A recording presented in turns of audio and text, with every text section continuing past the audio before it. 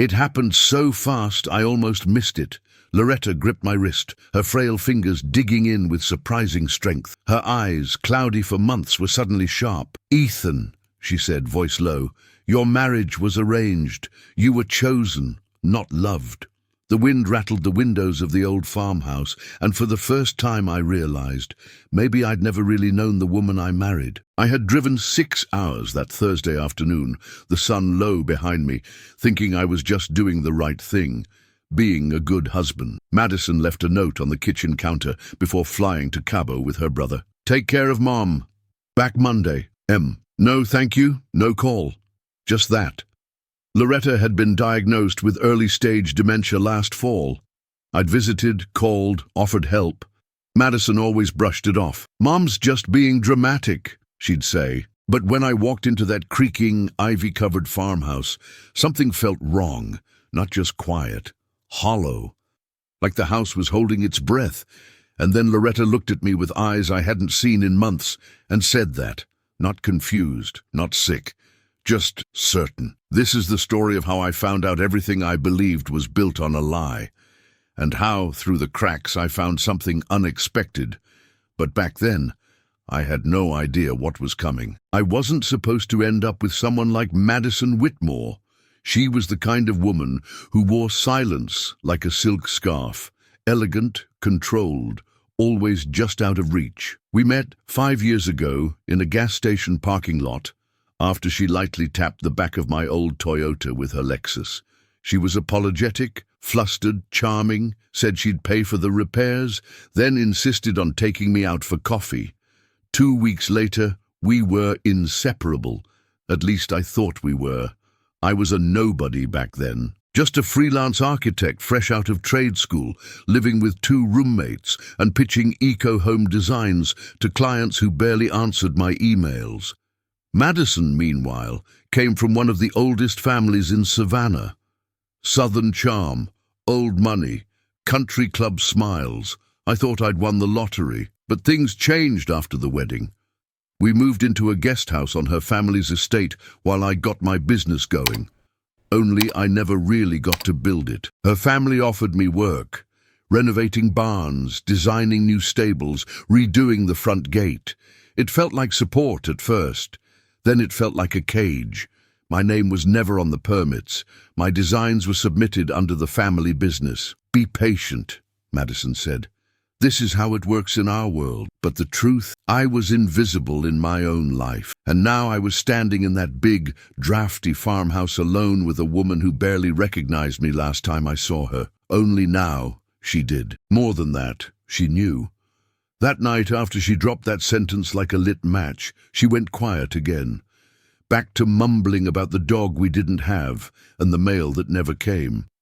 I sat at the edge of the couch, staring at the blank TV screen, hearing her words echo in my head. "You were chosen, not loved." For the first time in 5 years, I let the thought in, what if she was right? I used to think my biggest dream was to build a house with my own hands, not just design it.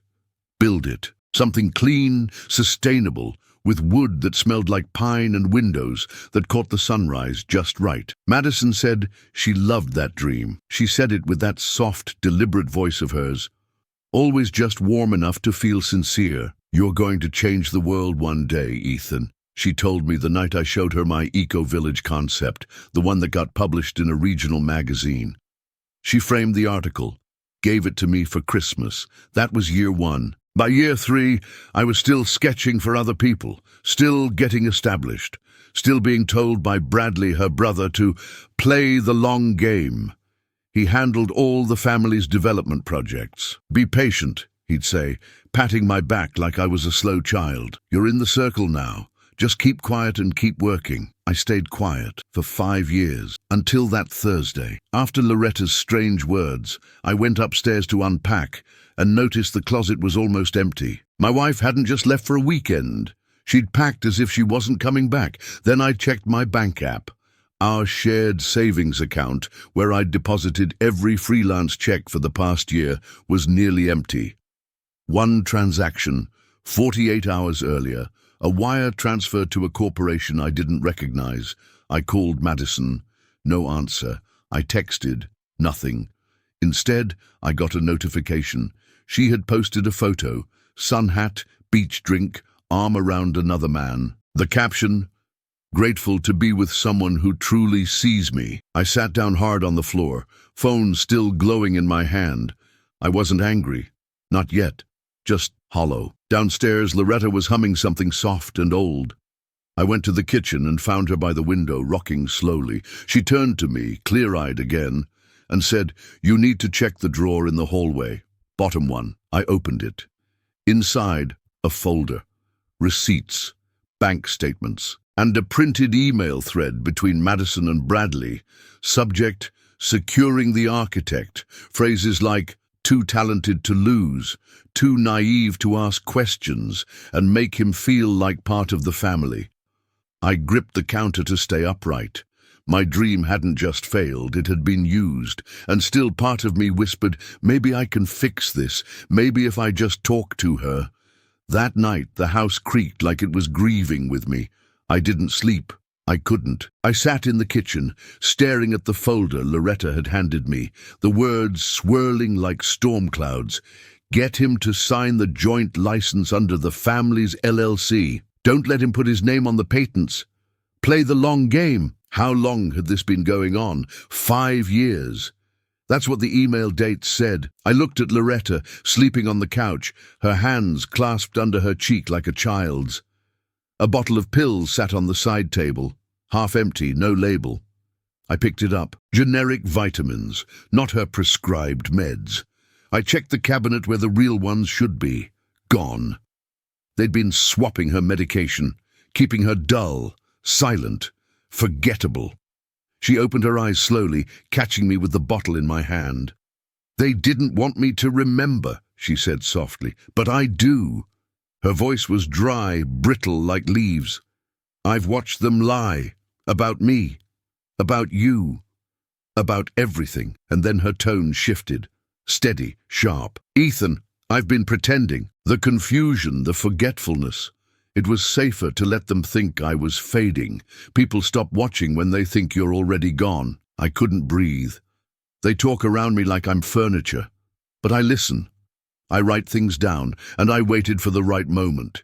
You were the only one who ever asked how I was, the only one who saw me." I sank into the chair opposite her, eyes burning. "I thought Madison loved me," I whispered.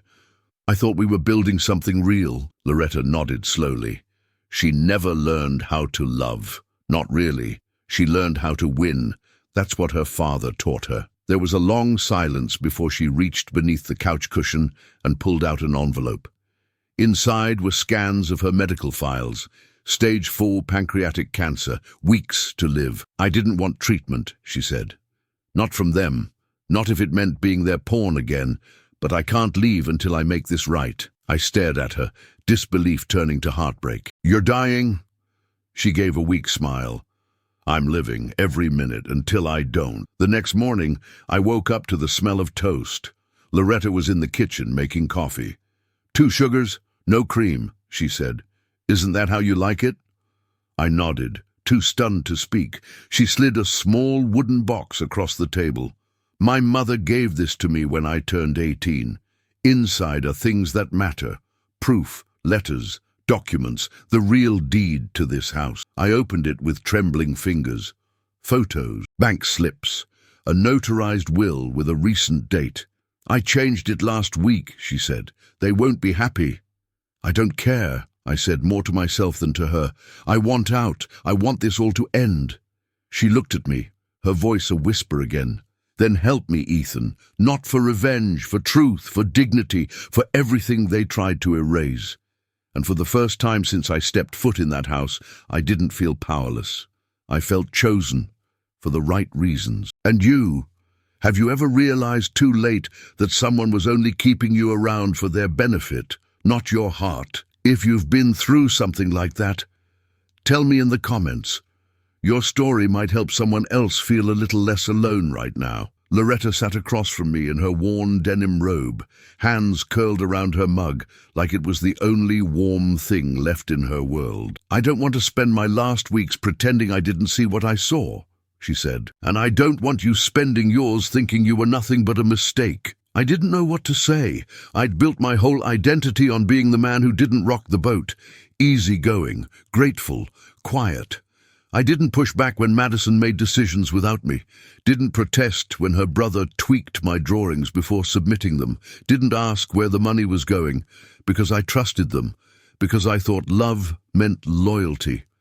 Now I wasn't sure what love meant anymore. Loretta reached into the wooden box and pulled out a single photo, me and Madison on our wedding day. "I've kept this," she said. "Not because it was beautiful, but because I watched your eyes that day. You were in it for real." She let the silence stretch. "I want you to do something for me," she said finally. "I want you to call this man." She slid me a business card. "Howard Glenn, attorney at law. He helped me rewrite my will. He knows everything." I took the card but didn't move. She looked me square in the eye. "Ethan, I know this isn't who you are. You're not a man who seeks revenge. But this isn't about that. This is about telling the truth before someone else tells it for you." I stared at the floor, heart pounding. I could walk away, let it all go, start fresh somewhere else. But then I thought of all the nights I worked past midnight on designs that had someone else's name on them. All the times I bit my tongue while Madison introduced me as just helping out with a few sketches. I wasn't angry anymore. I was awake. "I don't know if it'll work," I said. Loretta nodded, calm as ever. "But for the first time," I paused, looking her in the eyes, "I want to try." The next morning, I called Howard Glenn. He picked up on the second ring, his voice calm but sharp. "Loretta said you'd call," he said. "She's a brave woman. And she's right. You don't have much time." By noon, he was at the house. Grey suit, leather briefcase, the kind of presence that made even silence feel official. We laid everything out on the dining room table. Emails, bank records, property documents. Howard combed through each one with the focus of a surgeon. "This is enough to make noise," he said finally. "But if you want to make it count, we need more. Photos, dates, a witness, if possible." That's when Claire knocked on the door. I hadn't seen her in nearly a year. Madison's cousin, always kind, a little too curious, never quite welcome at family functions. She'd brought groceries, said she'd heard Loretta wasn't doing well, came to help, she shrugged. Not that anyone asked. Loretta put on her dazed act again. Soft eyes, scattered words. But as soon as Claire stepped into the kitchen, she looked at me and whispered, "Keep her close." Over the next 2 days, Claire showed up again and again. She cooked, cleaned, sat with Loretta, and little by little, I started letting her in. We talked late into the night about what Madison had become, about how Claire always felt like an outsider in her own bloodline. "They don't love," she said. "They perform." She looked at me then. "I think you believed she was different, but she's never been anyone but exactly what they made her." Claire helped me photograph everything. The nearly empty fridge, the fake meds, the text from Bradley bragging about finally draining the idiot's account. I forwarded it all to Howard. That night, as I sat on the porch staring at the trees swaying under a heavy southern sky, Loretta sat beside me. "You've already done more than I expected," she said, "but we're not done yet." No, we weren't, because a storm was coming, one made of truth, and for once I wasn't running from it. The offer came out of nowhere, an email from a design firm in Seattle. Someone had seen my old project, the eco-village prototype Madison once claimed credit for, and wanted to talk.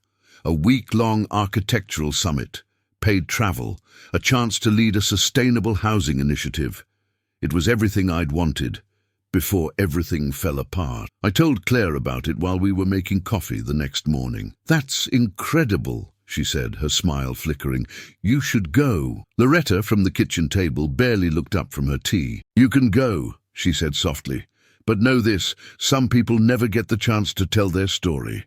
I'm asking you to help me finish mine." I stood there, caught between two futures. In one, I reclaim my career, my name, maybe even myself. In the other, I stayed for a dying woman in a house full of ghosts, with no guarantee that anyone would believe us. What if this was my only chance to move on? That night, I stared at my old suitcase for hours. Didn't pack. Didn't sleep. The next morning, I walked into Loretta's room and found her watching the sunrise through the blinds. She looked thinner, smaller. "I'm scared," I admitted. She smiled gently. "Good. Means you still care." Then she reached into her drawer and pulled out a gold locket. "This belonged to my mother. It's not worth much, but I want you to have it." I took it, feeling the cool weight in my palm. "This is your story too, Ethan," she said. "What they did to me, to you, we deserve to be remembered for more than the worst things someone else did to us." I didn't call Seattle back. Instead, I called Howard. "We go through with it," I told him. "All of it." There was a pause, then his calm reply. "Good, because I just received something, and you're going to want to see it." My heart thudded. I didn't ask what. I just said, "I'll be there." The morning they returned, the house fell silent. I was standing by the window when I saw Madison's SUV turn into the gravel driveway. Bradley was in the passenger seat, sipping from a latte like it was just another Monday. They looked untouched, tan, polished, laughing. Claire was beside me. She reached for my hand under the table. I didn't pull away. Loretta, dressed in a soft lavender sweater and her pearl earrings, sat upright in her chair, like a queen on her throne. "Showtime," she whispered.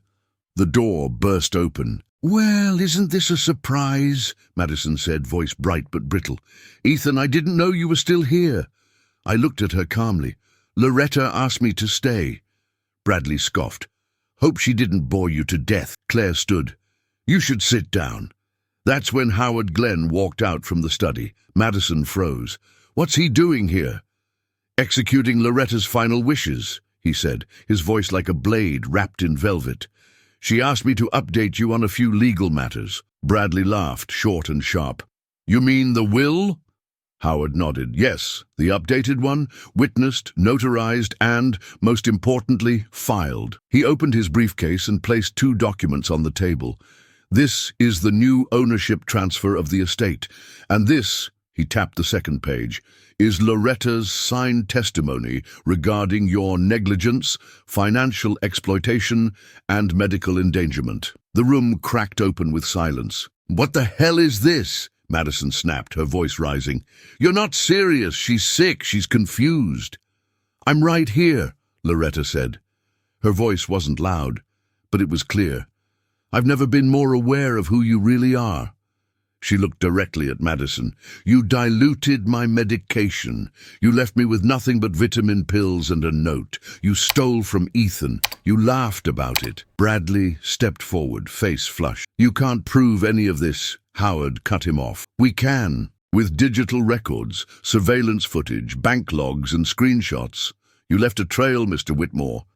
Madison's eyes narrowed as she turned to me. "You think you've won something, Ethan? You think this makes you a hero?" I shook my head. "No, but it makes me free." Claire stood beside me, chin high, and it makes her seen. Maybe for the first time in a long time. Bradley's mouth opened, but he had nothing left to say. Loretta rose from her chair slowly. "I may not have long," she said, "but I will not leave this earth without the truth." She turned to me, offering a tired smile. "You kept your promise." I nodded, throat tight.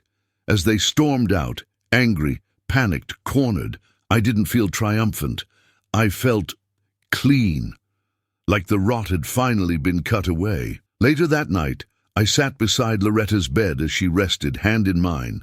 Outside, thunder rolled across the Georgia hills.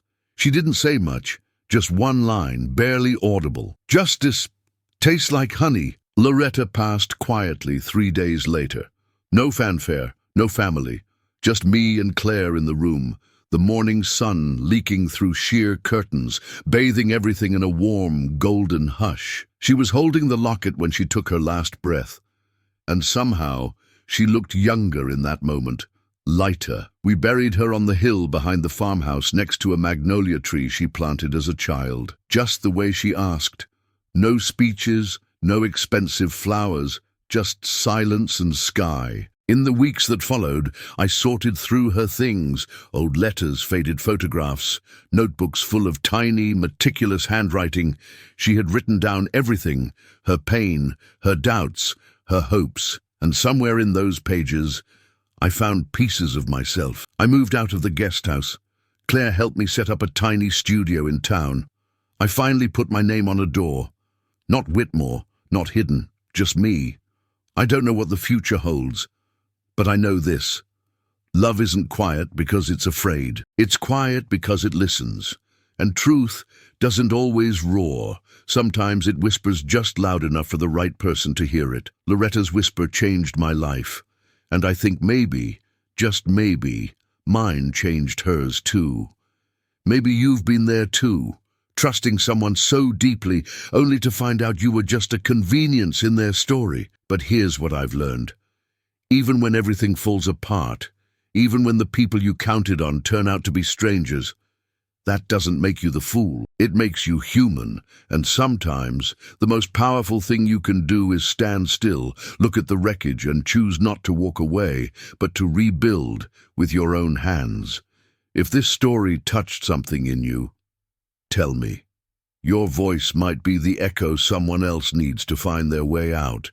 Leave a like if you believe that truth always finds a way. And if you've ever had to start over with nothing but your name, subscribe. We've got more stories to tell, and maybe one of them is yours.